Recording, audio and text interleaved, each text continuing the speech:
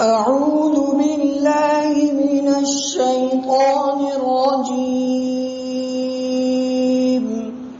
بسم الله الرحمن الرحيم. فأما الإنسان إذا ما ابتلاه ربه فأكرمه ونعمه فيقول ربي أكرمن. وأما إذا ما ابتلاه فقدر عليه رزقه فيقول ربي أهانن.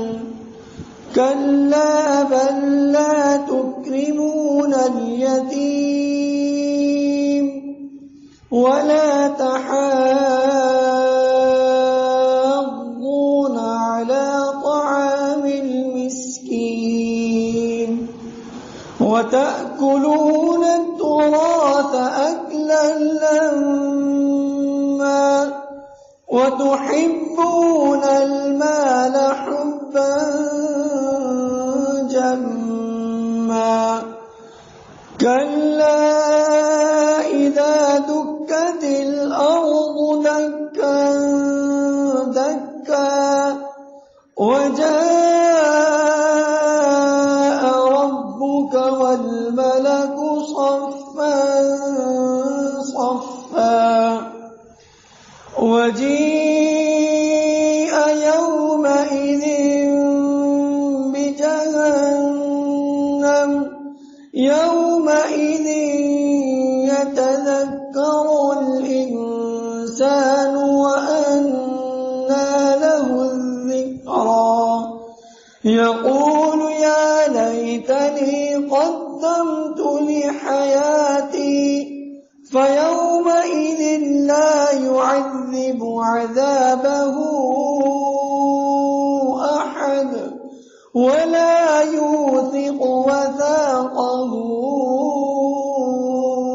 أحد. يا أيتها النفس المطمئنة ارجعي إلى ربك راضية مرضية فادخلي في عبادي وادخلي جنتي. صدق الله العظيم.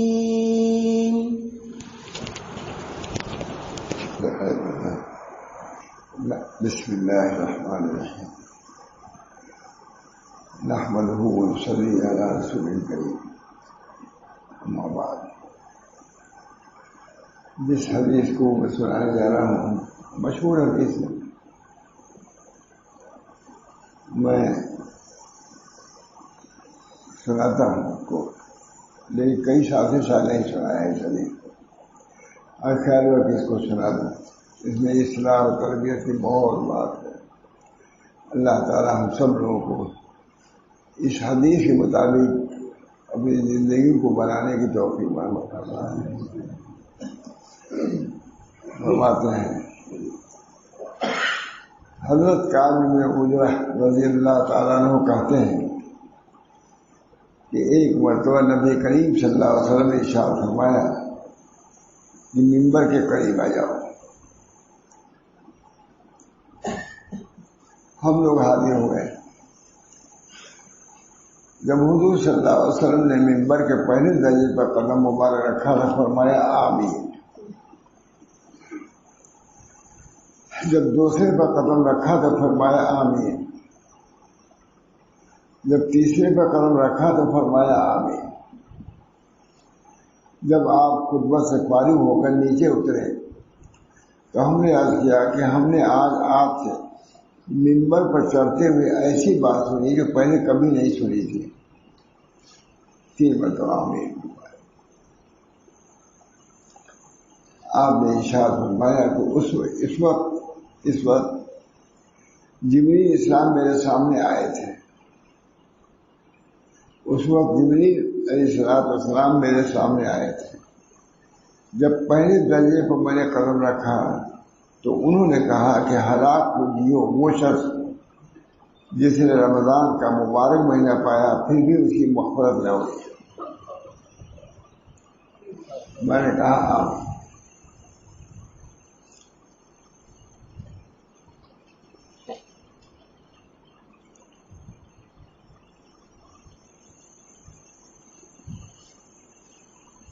ہلاک ہوئے وہ شخص جس نے رمضان کا مبارک مہینہ پایا پھر بھی اس کی مغفرت نہ ہوئی. میں نے کہا آمین.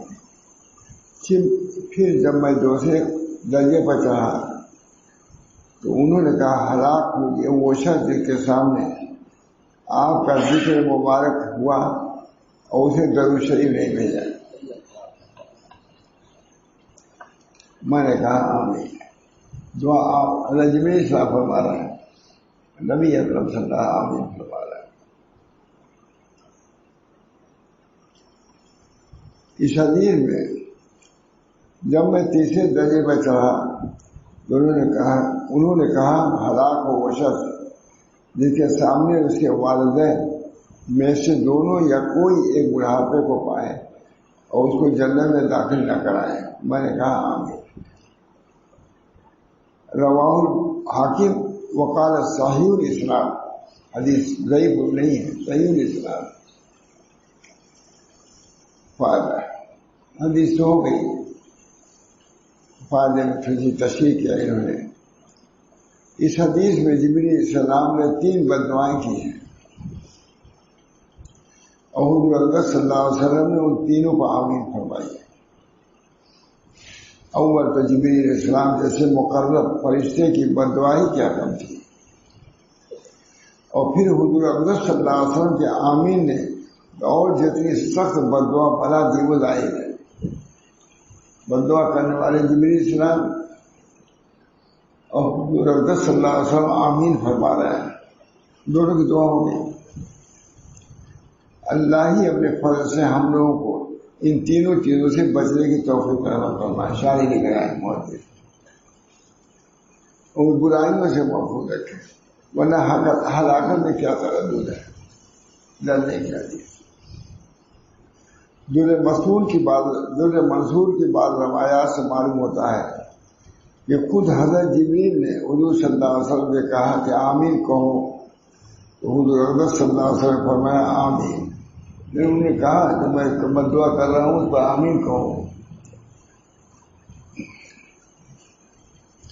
اول وہ شخص جس پر رمضان مبارک گزر جائے اور اس کی بخشش نہ ہو. یعنی رمضان مبارک جیسا خیر و برکت کا زمانہ بھی غفلت اور معاصی میں گزر جائے.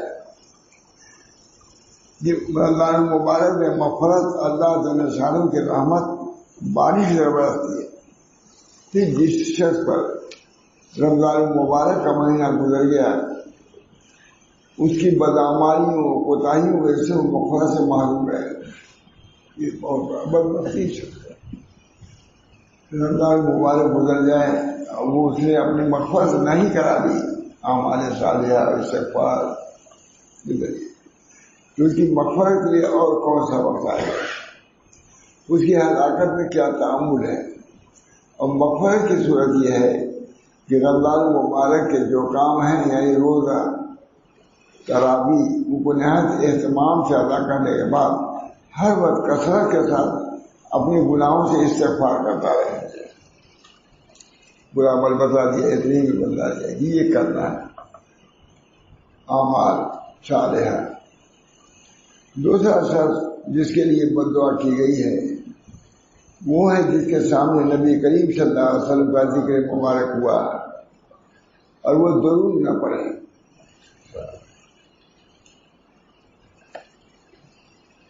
اور بھی بہت سی روایات میں یہ مضمون وارد ہوا ہے. اسی وجہ سے بعض علماء کا نزدیک جب بھی نبی کریم صلی اللہ علیہ وسلم کا ذکر مبارک ہو تو سننے والوں کو درود شریف کا پڑھنا واجب ہے. بہت کم اس کا بھی رواج ہے, عام طور سے لوگ نہیں پڑھتے, اپنے لوگ نہیں پڑھتے, اور جگہ تو خوبصورت لوگ اسپیکر سے پڑھتے ہیں. اس میں کمی میں لوگ کر رہا اپنے لوگ بھائی ہر وقت بیٹھنا اٹھنا رہتا ہے. آتی حدیثیں آتی ہیں حضور صلی اللہ علیہ وسلم کا نام آتا ہے, بہت کم لوگ پڑھتے ہیں, بہت کمی کرتے ہیں. اپنی کوتاہی کو بھی دیکھنا چاہیے.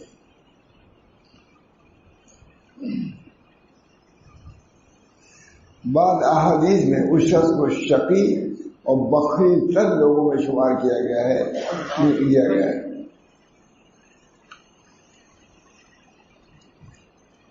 جنت کا راستہ بولنے والا, حتیٰ کہ جہنم میں داخل ہونے والا اور بددین تک فرمایا گیا ہے. بددین شخص جہنمی آدمی ہے.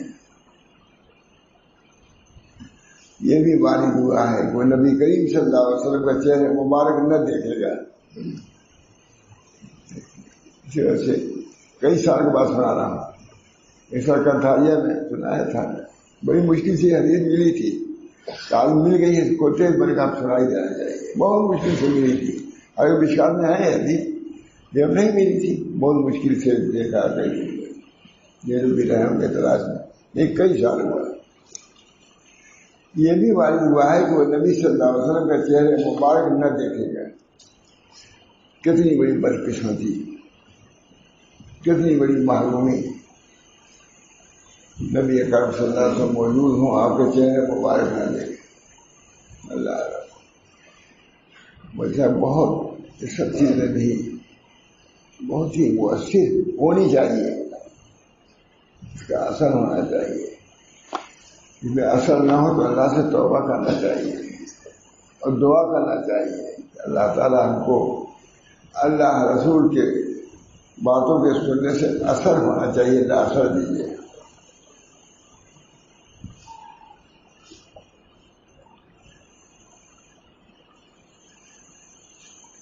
فرماتے ہیں آپ کے ظاہری اشارات اس قدر سخت ہیں ان کا تحمل دشوار ہے. اور کیوں نہ ہو کہ آپ کے احسانات امت پر اس سے کہیں زیادہ ہیں کہ تحریر و تقریر ان کا احسان کر سکے.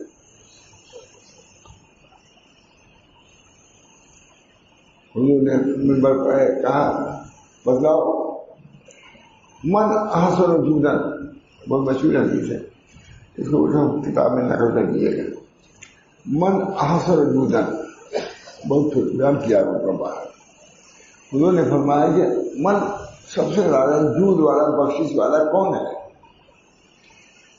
صحابہ نے اپنے عادت کے مطابق کہا اللہ رسول والا. نہیں بتایا اللہ رسول. فرمایا کہ اللہ رب العزت اجود وجودن ہے, سب سے زیادہ جود کرنے والا. اس پر بہت پہلے بیان کرتا تھا, وہ سے کوئی بیان ہی نہیں کیا میں نے. سب سے زیادہ بخشش والا اللہ ہے. اسے تم کو وجود بخشا, ایمان کی دولت سے نوازا. یہی بڑی بات ہے کہ اس کا جود سب سے زیادہ ہے, بخشش. من اجود وجودن, انہوں نے کیا جواب دیا؟ اللہ رسول, اللہ کا اللہ. اپنے علم کی بھی نفی کر دیتے تھے صحابہ. اتنا فنا تھے کہ حضور کے سامنے اپنی علمی بات بھی نہیں کرتے تھے کہ اس میں بھی ایک قسم کا ادعا نہ ہو جائے. اس میں کر دے اللہ رسول آئے, سیدھی سیدھی بات.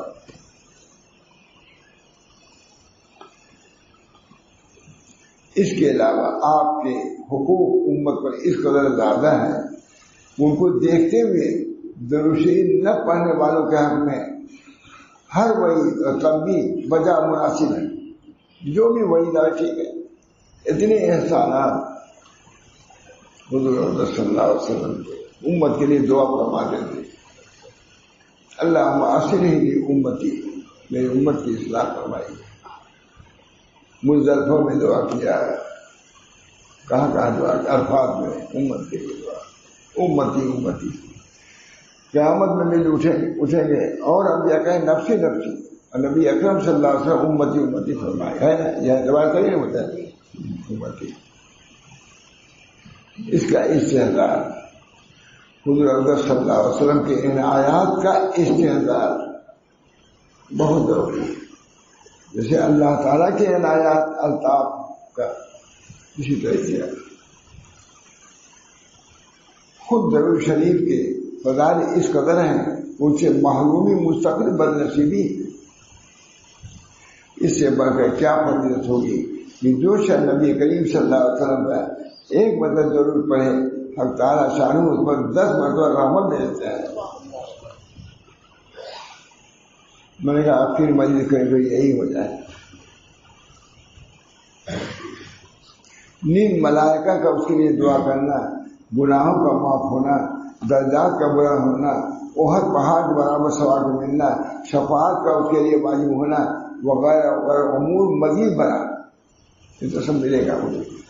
نیند اللہ تعالی شانہ کی رضا، ان کی رحمت، ان کے غصے سے امان، قیامت کے حوض سے نجات، سب طرف سے چاہتے ہیں۔ مرنے سے قبل جنت میں اپنے ٹھکانے کا دیکھ لینا، سب سے بڑے بات ہے درود شریف کے خاص خاص مقداروں کو مقرر فرمائے گئے، اتنا پڑھو تو یہ ملے گا، اتنا پڑھے گا درود شریف۔ ان سب کے علاوہ درود شریف سے تنگی معیشت اور فقر دور ہوتا ہے۔ عالم لکھ رہے ہیں، متفق کتاب ہے یہ۔ اللہ اس کے رسول کے دربار میں تقرب نصیب ہوتا ہے، قرب اللہ کے ذریعے۔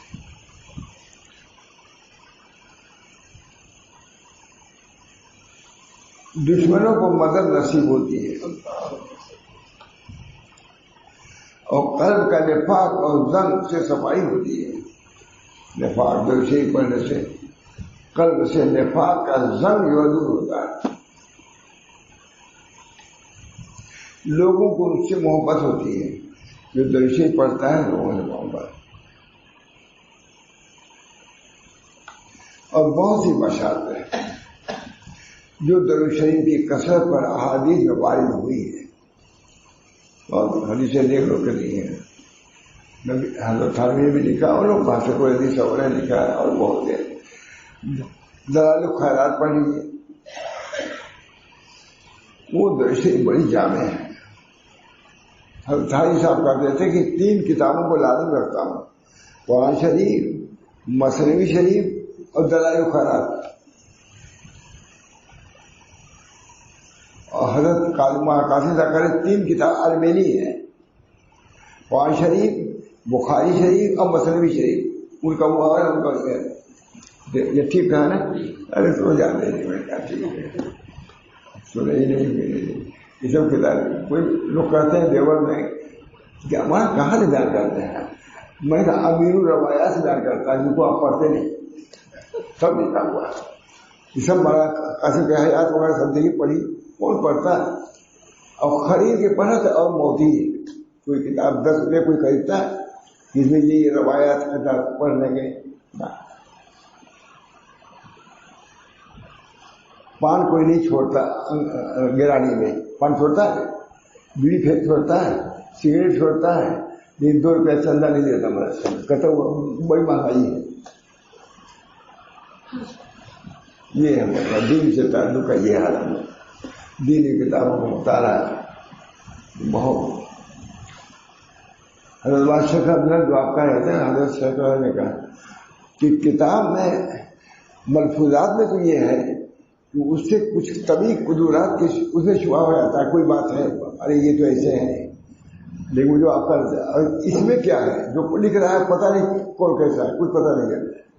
اور زبانی ہم بیان کر رہے ہیں جو بات، اس میں اشکالات ہو سکتے ہیں، یہ پڑھنے میں آپ کا اشکال ہے، لکھا ہوا 2 سال لکھے ہوئے، یہ وہی کہہ رہے تھے، اس کو پھر دیکھیے گا۔ انہوں نے کہا کہ کتاب جو ہے زیادہ مفید ہے بڑی تقریر کی، اور درود شریف کا حدیث ہے، فقہا نے اس کی تفسیر کی ہے کہ ایک مرتبہ عمر بھر میں درود شریف کا پڑھنا عملاً فرض ہے، ایک مرتبہ پڑھنا فرض۔ اس پر علماء مذہب کا اتفاق ہے، تمام علماء کا اتفاق ہے، زندگی میں ایک مرتبہ درود شریف پڑھنا فرض ہے۔ البتہ اس میں اختلاف ہے کہ جب نبی صلی اللہ علیہ وسلم کا ذکر مبارک ہو، ہر مرتبہ درود شریف پڑھنا واجب ہے یا نہیں، یہ مسئلہ بھی معلوم رہتا ہے۔ بعض علماء کے نزدیک ہر مرتبہ درود شریف کا پڑھنا واجب ہے، یہ بھی ہے۔ اور دوسرے پاس کے نہیں مستحب ہے. ایک مرتبہ تو فرض ہے، ہر مجلس میں نہیں، عمر میں وہ فرض ہے، لیکن ہر مرتبہ شریف حضور اقدس صلی اللہ علیہ وسلم کا نام ہے. بہت ادب ہے، نام بھی لکھنے میں رعایت کرو صلی اللہ علیہ وسلم. اس ساتھ کو ہمارے علماء نے پسند نہیں کیا ہے، محمد صاحب لکھ دیتے ہیں، ہمارے علماء نے بدلا ہے جائز ہونا اور بات سمجھا جو ہمارے علماء نے کیا پورا ہو کیا مطلب. لکھا ہے محدثین اپنے درشریف وجہ سے جنت میں چلے جائیں گے. کیوں؟ کیونکہ محدث جب ہے تو حضور صلی اللہ علیہ وسلم نام آئے گا اور صلی اللہ علیہ وسلم آئے گا. اس طریقے سے سیکڑوں درشریف جو محدث ہے وہ روزانہ پڑھتا ہے، چاہے ان کو تصویر نہ لیے جائے پڑھ رہا ہے. بعض علماء کے نزدیک ہر درود شریف کا پڑھنا واجب ہے اور دوسرے بعض کے نزدیک مستحب ہے.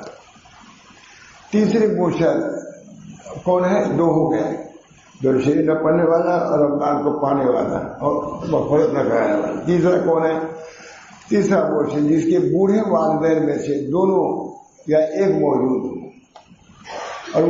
اور وہ ان کی اس قدر خدمت نہ کرے جس کی وجہ سے جنت کا مستحق ہو جائے. والدین کے حقوق کی بھی بہت سی احادیث میں تاکید آئی ہے. والدین کے اللہ تعالیٰ توفیق دے. یہ بھی آیا حدیث میں والدین کی نفرانی آخر میں عام ہو جائے گی. دوستوں کی جتنی قدر ہوگی اتنی والدین کی قدر نہیں ہوگی. موجود ہے لیکن یہ حدیث ہے. دوستوں کو قریب کیا جائے گا، والدین کو دور کیا جائے گا. والدین کو دور.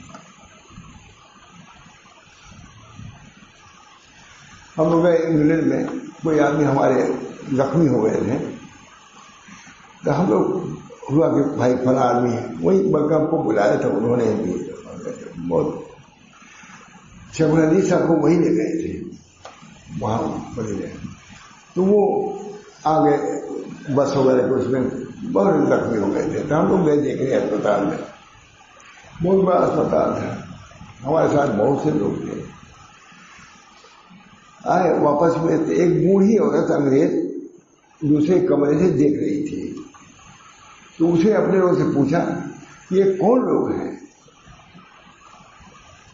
تو اسے کہا کہ یہ مریض کے شناسائی لوگ ہیں، ملنے والے لوگ ہیں.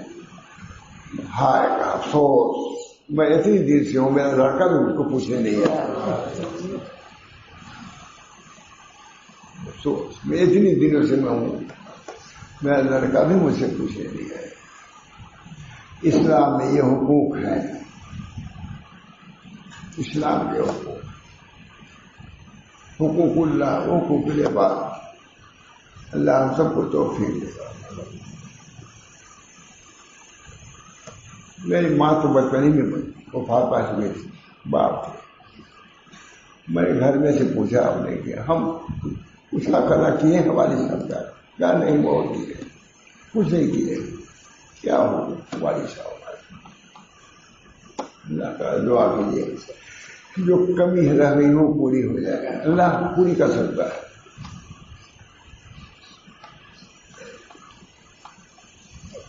تیسرے وہ شخص جس کے بوڑھے والدین میں سے دونوں یا ایک موجود ہوں اور ان کی اس قدر خدمت کر سکے جس کی وجہ سے جنت کا مستحق ہو جائے.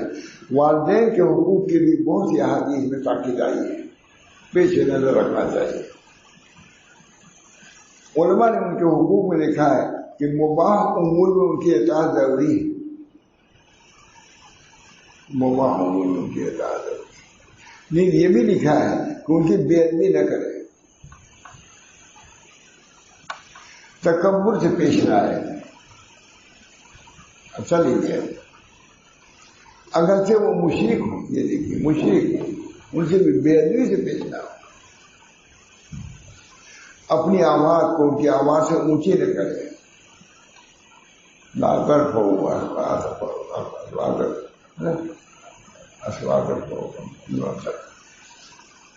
ان کا نام لے کر نہ پکارے. کسی کام میں ان سے پیش قدمی نہ کرے. جیسے علماء کا حق ہے، جیسے والدین کا بھی ہے، بڑا حق ہے۔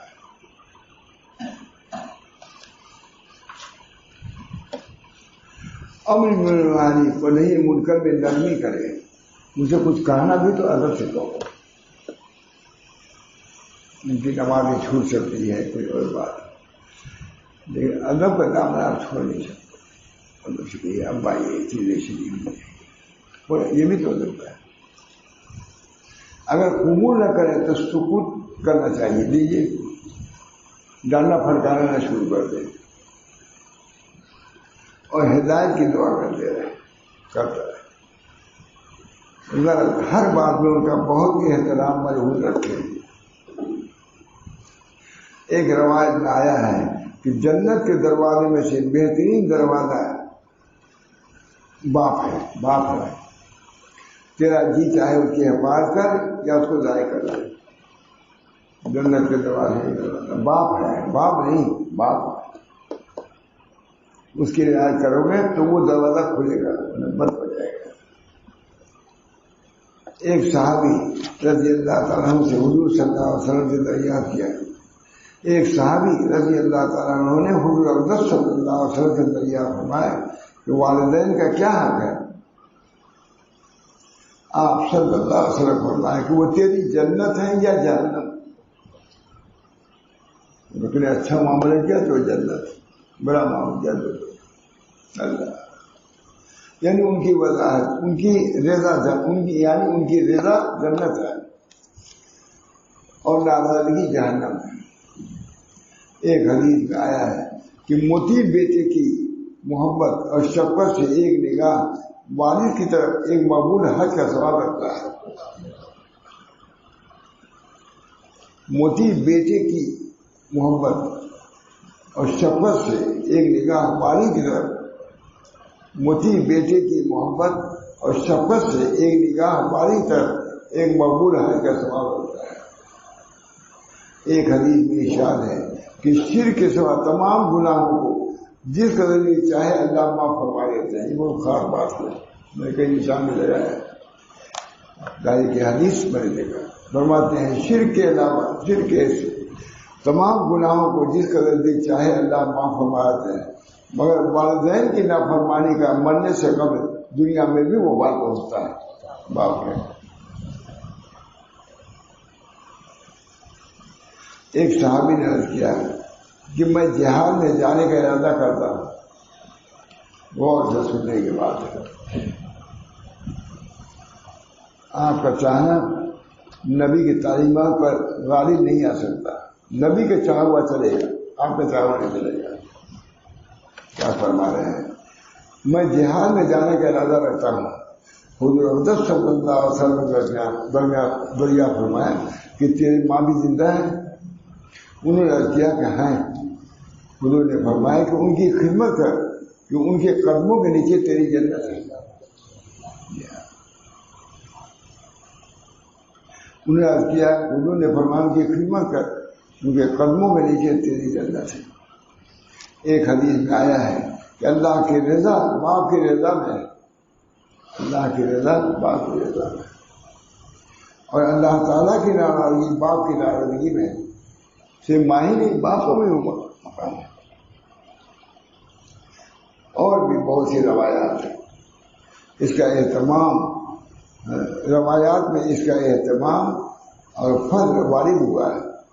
جو لوگ کسی غفلت سے اس میں کوتاہی کر چکے ہیں اور اب ان کے والدین موجود نہیں ہیں، شریعت مطہرہ میں اس کی تلافی بھی موجود ہے۔ ایک حدیث میں ارشاد ہے کہ جس کے والدین اس حالت میں مر گئے اور وہ ان کی نافرمانی کرتا ہو، ان کے لیے کثرت سے دعا اور استغفار کرنے سے موتی شمار ہو جائے گا۔ دعا استغفار۔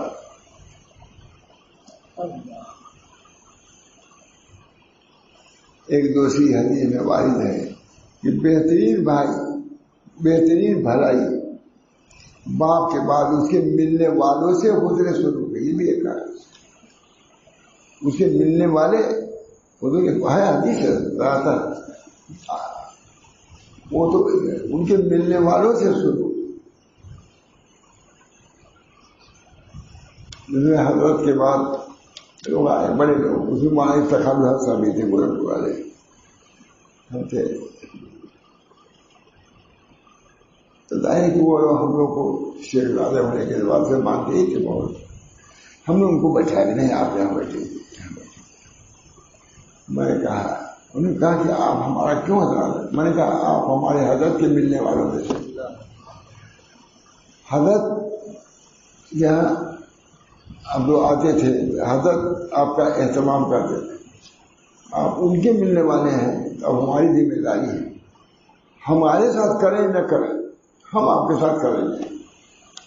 یہ میں نے کہا ہمارے ساتھ کریں، ہم اس کو مطالبہ نہیں کرتے کہ ہمارے ساتھ بھی آپ کریں. یہ ہم اپنی ذمہ داری بہت متاثر ہیں. ہمارے تخالفات رہے بہت متاثر.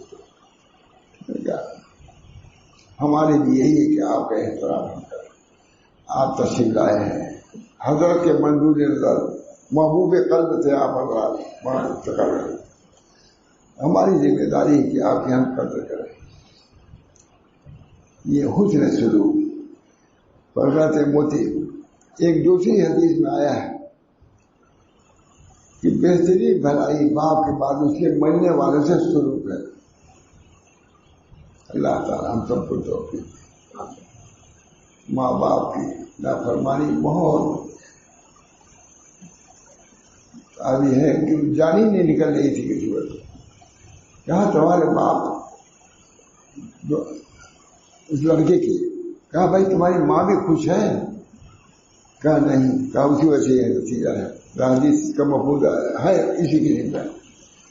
انہوں نے بلایا، ماں نے معاف کیا، یا تو وہ مر چکے تھے یا بعد میں معاف کیا تب ان کی نجات ہوئی. ہر حدیث سے بول رہے. بہرحال یہ مختصر حدیث طویل تھی. میں سب سمجھتا ہوں، میں سوچتا تھا مہاراج سنوا دوں گا، میں نہیں سنا پاؤں گا. یہ سنا دیا نا. اللہ تعالیٰ ہم سب لوگوں کو یہ آخری حدیث سمجھیے، کل بھی ہے بیان کرنا. اللہ تعالیٰ ہم سب لوگوں کو رمضان شریف کی قدر کرنے کی توفیق دے، اور شریف کی قدر کرنے کی توفیق. دونوں ہی دونوں شفاعت کریں گے. قرآن بھی شفاعت کرے گا اور رمضان بھی شفاعت کرے گا. قرآن کہے گا کہ یہ لوگ میرے لیے جاگے تھے، بیدار رہے تھے، پڑھتے تھے مجھ کو. روزہ کہے گا کہ روزے کو ایسی یہ لوگ دن میں دھوپ برداشت، گرمی برداشت کرتے تھے. تو دونوں شفاعت کریں گے. کہتے ہیں یہ شفاعت ہے کہ رواج، یہ شفاعت دونوں کی شفاعت کی جائے گی. روزے کی بھی روزے اور قرآن کی بھی. قرآن کی بھی شفاعت کو بولو. حدیث میں آتا ہے کہ جب ملک مقرب وہ نبی مرسل شفاعت سے عاجز ہو جائیں گے تو قرآن شفاعت کرے گا. ملک مقرب فرشتہ، مقرب فرشتہ، نبی جو بھیجا ہوا ہے، اس کی شفاعت رد ہو سکتی ہے مگر خدا کے کلام کی شفاعت. سب سے زیادہ قرب قرآن کو اللہ تعالیٰ سے، کیونکہ وہ صفت ہے اللہ تعالیٰ کی. نبی بھی صفت نہیں ہے، غیر مخلوق ہے. قرآن کی اہمیت ہے بہت. قرآن کی اہمیت، قرآن کا حکم اس میں معمول ہے. نبی کو بولا ہے کہ آپ جو وحی کی جاری کی تلاوت کہتے ہیں، جیسے امت کے لیے ضروری ہے تلاوت کرنا، آپ کے لیے امت، آپ اسے مستثنا نہیں ہیں. اللہ تعالیٰ ہم سب لوگوں کو ان باتوں پر عمل کرنے کی توفیق دے. آپ حضرات تو آئی ہیں، جمع ہے تیرے لوگ، یہ سب آپ کے طرف کی بات ہے. خواجہ معصوم بہت کہتے ہیں، گر نہ خاص سے داد نہ دادے خاص. اگر وہ دینا نہ چاہتے تو طرف بھی نہیں دیتے. آپ ایسے روایت کم نہیں ہے. یہ ہمارے اندر سے کوئی مصیبت وغیرہ آتی تھی تو خانقاہ والوں کو کچھ ڈانٹے پھڑکا دیتے ہیں. کہا تم لوگ ٹھیک ہو جائے، سب ٹھیک ہو جائے. تو میں اس پر کہا کہ اتنے کم نہیں، اتنے بھی نہیں رہ دیتے. کہتے تم لوگ ٹھیک ہو جاؤ، خدا کی طرف رجوع، دعا کرو دل سے. بعد میں سیلاب آتا رہتا تو سیلاب کے آگے جاتے تھے. بارش ہوتی تھی ہر بار پانی، ہم اس کا دعا کرو ٹھیک ہو جائے گی. دعا کرو. گن خاطر دار نہ ڈالے گا. اگر وہ دینا نہ چاہتے تو طلب بھی نہ دیتے. طلب یہ بہت بڑی چیز ہے. خواجہ معصوم لکھتے ہیں کہ گن خاطر دار نہ ڈالے پتے عمدہ. اگر وہ دینا نہ چاہتے تو طلب بھی نہ دیتے. طلب کا دینا یہ دلیل ہے کہ اللہ کو دینا چاہتے ہیں، معلوم نہیں رکھیں گے. اور جتنے لوگ مشائخ کے ہیں بلکہ ان کی اولاد معلوم ہوتی ہے طلب کرنے کو ہو جاتی ہے. ابو طالب کے اندر طلب ہی تو نہیں پیدا ہوئی. حضرت ابو طالب نبی بھی عاجز ہو گیا. ابو طالب کے اندر محبت تھی، الفت تھی، رعایت تھی، خدمت تھی. طلب خود اپنے دین کی طلب نہیں تھی، معلوم کے معلوم. اور جتنی زمانے میں معلوم تھی، چاہے عورتوں کے اندر ہو، چاہے لڑکوں کے اندر ہو، چاہے شادیوں کے اندر ہو، چاہے خادموں کے اندر، طلب کی کمی. یہ چیز طلب کے بغیر نہیں آ سکتی. طلب تو سب کو ہی لانا ہوگا. طلب بھی نہ ہو تو اب کیا رہ جائے گی. طلب کو درجہ اللہ امر کا دیتا ہے. طلب کو اللہ تعالیٰ امر کا درجہ دیتا ہے. طلب رکھو گویا کہ عمل کر لیا تم نے.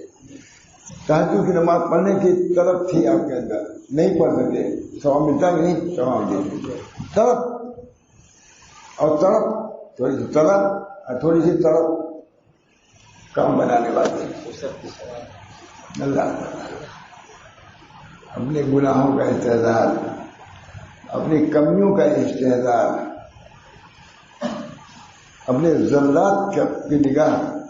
خواجہ معصوم لکھتے ہیں کہ ہر شخص کے لیے لازم ہے کہ ایک وقت مقرر کرے جس میں اپنے ذلات اور تقصیرات کا مراقبہ کرے. عبادات کا نہیں، خوبیوں کا نہیں، اپنی کمیوں کا استحضار. یہ مراقبہ. یہ نہیں کہا کہ آپ نماز پڑھے تلاوت کرے، اس کا مراقبہ شروع کر دو. اور مراقبہ اسی کو ہو جاتا ہے. یہ ذرا پڑھا ہے. ایک صاحب تھے زمدانی باتیں کریں دائرے کے بعد یا سب رات میں، انہوں نے کہا کہ رات بھر میں ہم نے قرآن شریف پڑھا، ختم کر دیا.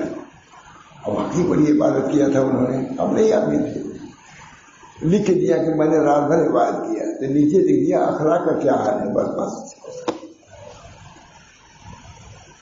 بس اتنی لکھا اخلاق کا کیا. سب جیسے مور ناچتے ناچتے مرجھا جاتا ہے نا، اسے جب اپنی ذلات سامنے آتی ہیں آدمی بھول جاتا ہے. اس وجہ سے لکھا ہے علماء نے کہ ایک وقت مقرر کرو جس میں اپنے تقصیرات اور ذلات کا مراقبہ کرو. حسنات کا نہیں، حسنات تو نہیں ہے تمہارے، ذلات. اون نمی پرت بسوئے تو جلال تو گمانے میں برس خدرا کمال. ہر کے نقشے خیش یا دید و شناخت سوئے استقبال خود و اسپتال. جسے اپنے نفس کو پہچانا، اپنی کمی کو پہچانا، دو اسپا خدا کا دوڑا. اور جس نے اپنے کمال کو سامنے رکھا 2-3 منزل نیچے گر گیا. کمال تو خدا کے لیے ہے، تم کون کمال والے ہو. ہر کے نقشے خیش یا دید، پورے تصور کا نچوڑ ہے مولوی صاحب. لیکن کتنے مولوی پڑھتے نہیں فارسی تو کیا آئے کریں. ہر کے نقشے خیش یا دید و شراب سوئے استقبال خود. جسے اپنے نفس کو پہنچانا، کمزوری کو، کمی کو. وہ 2 اسبا، یہ کار والا کی جو چال ہوتی ہے گھوڑے کے اعتبار سے چال ہوتی ہے. اس کار میں ایسے گھوڑے کی قوت ہے کہ نہیں. اسے 2 اسبا تاج مارا روم وہی دیکھ رہے ہیں کہ جس نے اپنے نفس کو پہچانا. 2 اسبا، یہ 2 گھوڑے چل کے یہ بگی کو لے کے بھاگتے ہیں. اسے 10-20-100 گھوڑے لے جائیں گے، پہنچا دیں گے خدا تک. او نمی پرس بسوئے دو جلال کو گمانے میں خدرا کمال. وہ اللہ کی طرف اس وقت نہیں بڑھ رہا ہے کہ اپنے متعلق کمال کا دعویٰ کرتا ہے. کمال کا دعویٰ کرنے والا خدا کے دربار میں اس کی کوئی گنجائش نہیں. آج نبی کریم صلی اللہ علیہ وسلم فرمایا العجز و فخری، عاجزی میرے لیے فخر ہے. آج روزہ رکھا، تلاوت کیا. ہمارے یہاں دیہات میں رات بھر ہوا، اور صبح لاٹھی چل گئی. حضرت فرماتے تھے مجھ سے خود کہا اجی تمہارے گاؤں کے لوگوں نے رات بھر تلاوت کیا اور صبح لاٹھی کو چل گئی. تلاوت کا یہ اثر ہونا چاہیے, بس اتنا ہی کر رہے ہیں. بہت افسوس ہوا, رات بھر تلاوت اور صبح لڑائی جھگڑا, لاٹھی چل گئی. معلوم ہوا جو تلاوت وہی رسمی تھی.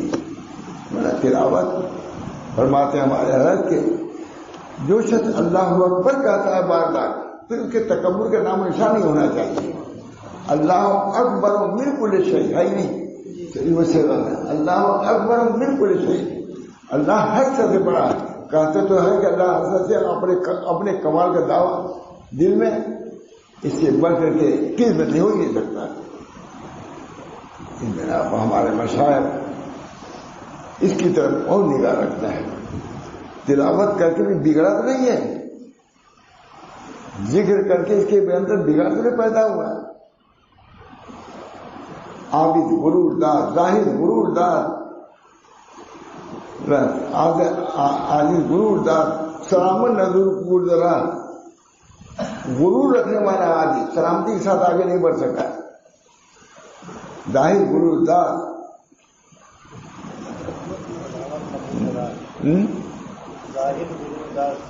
ہاں ظاہر غرور دار سلامت نبولا.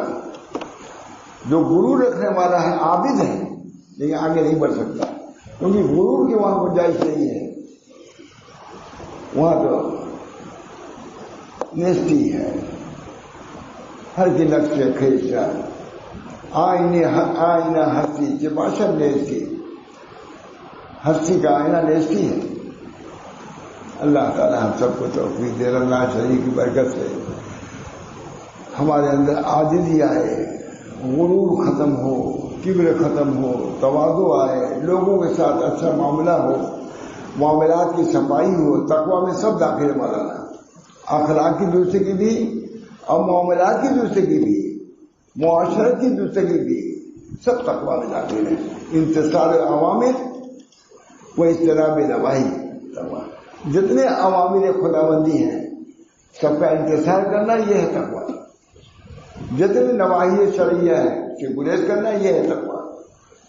اللہ ہم سب کو توفیق دے. وآخر دعوانا ان الحمد للہ رب العالمین. بہت سے لوگ کل بھی چلے جائیں گے, اس بنا پر میرے ذہن میں نہیں تھا لیکن اتنا بیان کیا, اپنے لیے بیان کیا. اللہ تعالیٰ مجھے بھی عمل کی توفیق دے, دل کو درست کرے. نیس بیماری جو بیماری ہے دل کی بیماری جیسی کوئی بیماری نہیں ہے. دل کو صاف کرو. ہارٹ اٹیک ہوگا 2 گز نیچے چلے جاؤ گے, اور ہارٹ میں کفر آیا 1000 میل نیچے جاؤ گے. دونوں قلب کی بیماری ہے. یہ قلب میں کیا جسمانی ہے, وہ قلب روحانی ہے. اس قلب کی سنوارنے کی کوشش کرنا ہے. اللہ تعالیٰ سب کو توفیق دے. قلب سب سے بڑا سردار ہے, اس وجہ سے اس کی صفائی, اس کی ستھرائی, اس کی صحت بہت ضروری ہے.